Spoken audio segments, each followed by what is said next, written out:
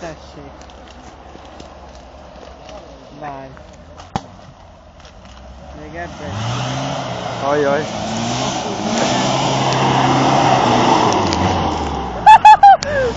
Jöttünk a legjobb. Ja. Csak éppen nekünk szappan. Mi van akkor nem tud kormányozni, hogy beáll ide. Annyi nekünk.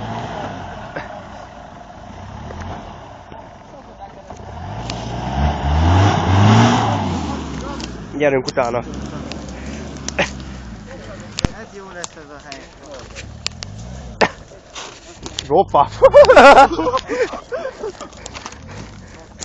Ja, jó van, de hát várjál, hát gondolkodom logikusan, miért jönne visszafele? Miért jönne ide? Mitől szartunk most be? És csak azért jön hátrafele, hogy ott be tudja kanyarodni.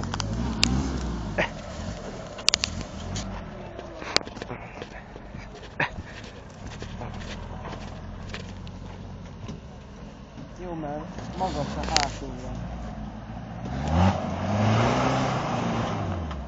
Hát persze most csak könnyen fölmegy az összes, meg kiástak a helyet neki. Kiástam, mert... Persze,